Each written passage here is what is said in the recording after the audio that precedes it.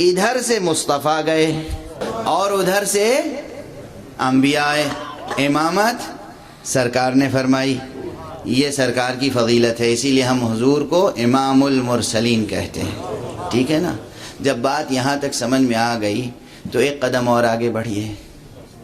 اب حضور اور آگے گئے، حضور اور آگے گئے، حضور اور آگے گئے. اب ایک منزل وہ آئی جہاں حضور ہیں اور حضرت حق. جبرائیل وہاں نہیں ہے مگر گفتگو ہو رہی ہے. حضور اپنے جسم مبارک کے ساتھ ہیں،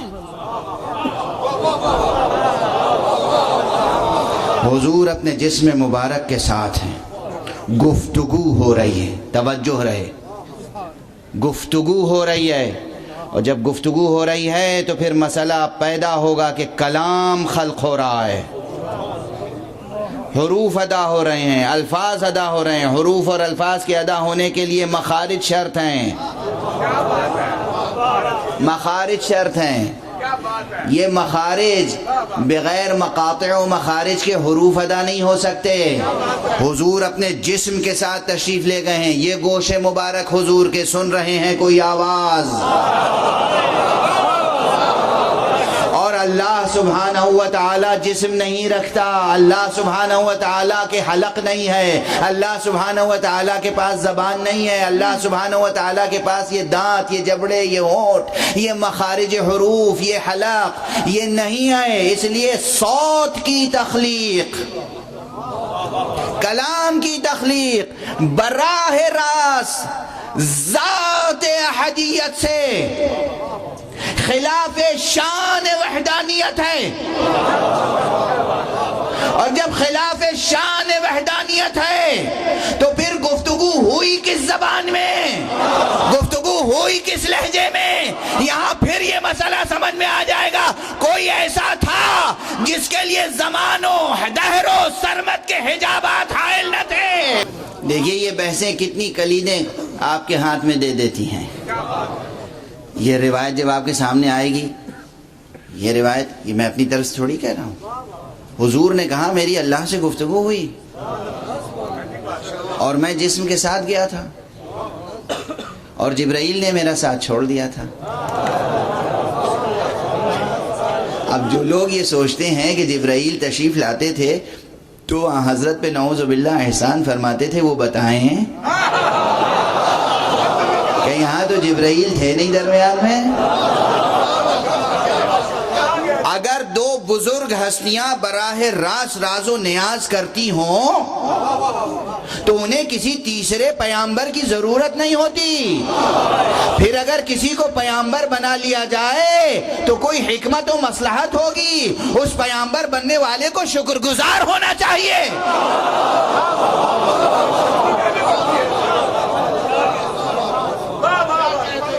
شکر گزار ہونا چاہیے. اللہ اور مصطفیٰ براہ راست بلا فاصل گفتگو کر سکتے ہیں تو پھر کسی کی ضرورت ہے نہیں ہے. اگر کسی کو درمیان میں واسطہ بنا لیا جائے تو لطف ہی تو ہے، کرم ہی تو ہے، احسان ہی تو ہے. کوئی حکمت ہے، کوئی مصلحت ہے، مجبوری نہیں ہے. حکمت ہے، مصلحت ہے، مجبوری نہیں ہے. تو جبرائیل علیہ السلام کا درمیان میں ہونا جبرائیل کے لیے شرف ہے نہ کہ مصطفیٰ کے لیے. جبرائیل کے لیے شرف ہے نہ کہ مصطفیٰ صلی اللہ علیہ وآلہ وسلم.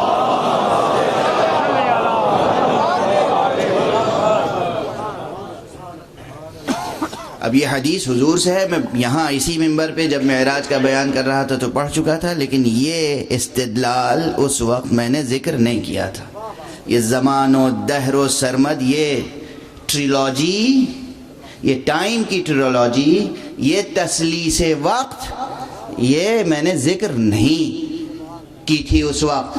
اس لیے گزارش کر رہا ہوں کہ یہ بہت دقیق فلسفہ ہے، اس کو سمجھنے کی ضرورت ہے. لیکن اس سے اس دنیا کے بھی مسائل حل ہوں گے، اس دنیا کے بھی مسائل حل ہوں گے. اور عقلی اور حکیمانہ مباحث حل ہوں گے، طے ہوں گے۔ کلید آپ کے ہاتھ میں آئے گی۔ اس بحث کو صبر و سکون سے جا کر حکما سے دریافت کیجئے، سیکھیے، پڑھیے، جو کچھ یہ طالب علم اشارات کر رہا ہے اسے یاد رکھیے گا کہ یہ تسلیس زمان، دہر، سرمد۔ حضور بھی سرحد زمان سے نکل کے گئے تھے، ایک کڑی بیچ میں رہ گئی۔ ابھی میں نے کہا تھا کہ عالم دہر میں 1000 ممبر نصب ہوں تو میں ہوں گا اس پر، ہے نا،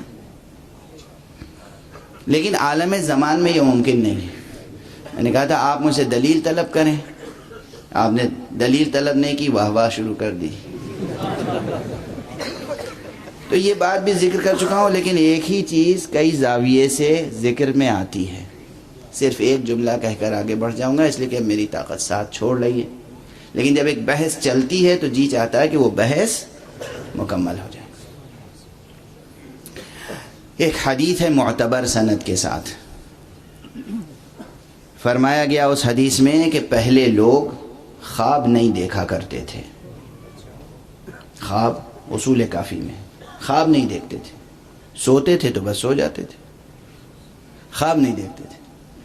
جب آخرت کا انکار بڑھا تو اللہ سبحانہ و تعالیٰ نے اسباب لطف مسائل آخرت پہ برہان قائم کرنے کے لیے خواب دکھانا شروع کیا، خواب کی حکمت، تاکہ تم خواب دیکھو تو اس جہان کے علاوہ کسی اور جہان کا تصور قائم ہو جائے۔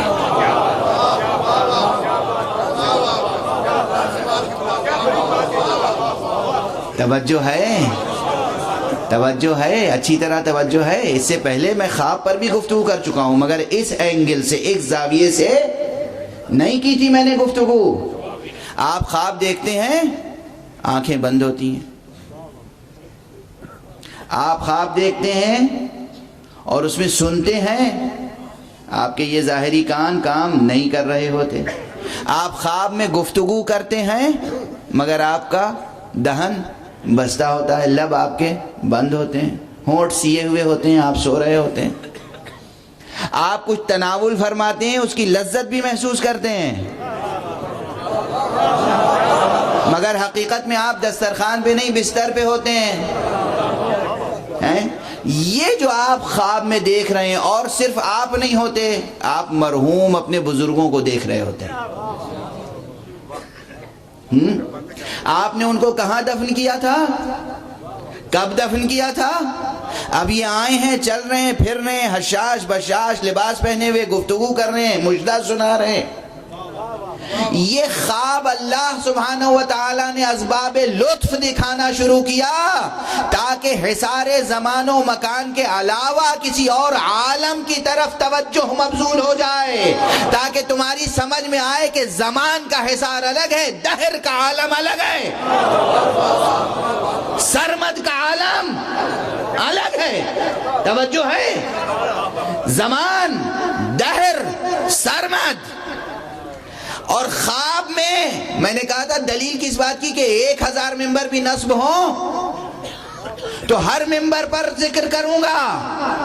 کبھی یہ بھی ہوتا ہے کہ کئی عزیزوں نے ایک ہی بزرگ کو ایک ہی وقت میں خواب میں دیکھا۔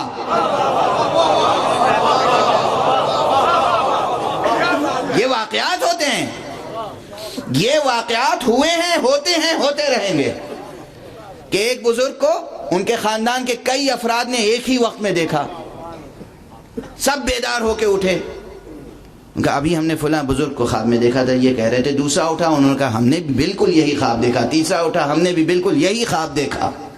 توجہ ہے؟ یہ ایک ہی وقت میں ایک بزرگ اتنے حضرات کے خواب میں کیسے آ گئے؟ اس کے معنی یہ ہے کہ کوئی عالم ایسا ہے جہاں اللہ یہ قدرت عطا کرتا ہے کہ ایک وقت میں ایک ہی وجود ایک سے زیادہ مظاہر پیش کر سکے۔ اگر یہاں تک ذہن عالیہ کے ابھی تک منطق و حکمت و برہان و نقل سب ساتھ ساتھ چل رہے ہیں تو ایک جملہ کہوں گا، جو صاحب زماں ہوگا عجب نہیں کہ وہ اس حصار زماں میں بھی رہتے ہوئے ہے یہ کیفیت اس میں ہو کہ ایک وقت میں ایک سے زیادہ مقامات پر موجود ہو. صلوات پڑھتے محمد و آل محمد.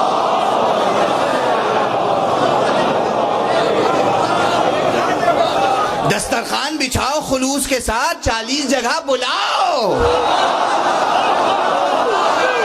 کوئی اور نہیں آئے گا, جو مالک دہر ہے وہ آ جائے گا. صلوات پڑھیں محمد و آل محمد.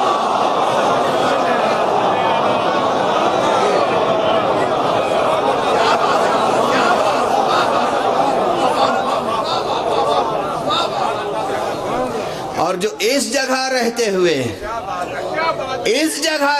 ایک سے زائد مقامات پر آ جائے, اور اب بھی نہیں, تم کہتے ہو 40 جگہ نہیں آ سکتے, میں کہتا ہوں 4000 4 لاکھ 4 کروڑ 4 ارب جگہ ایک وقت میں پہنچتے ہیں.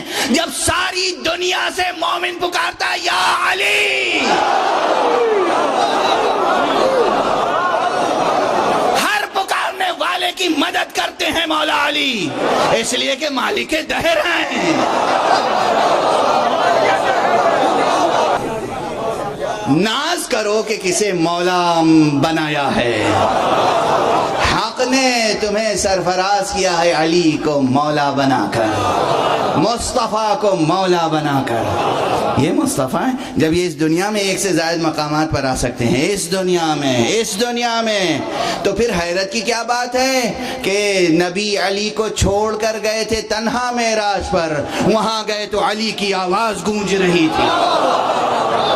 خود جب پوچھنے والوں نے پوچھا کہ یا رسول اللہ, آپ سے اللہ سبحانہ و تعالی نے کس زبان میں گفتگو کی, تو کہا علی ابن ابی طالب. ایک صلوات پڑھ دیجئے محمد.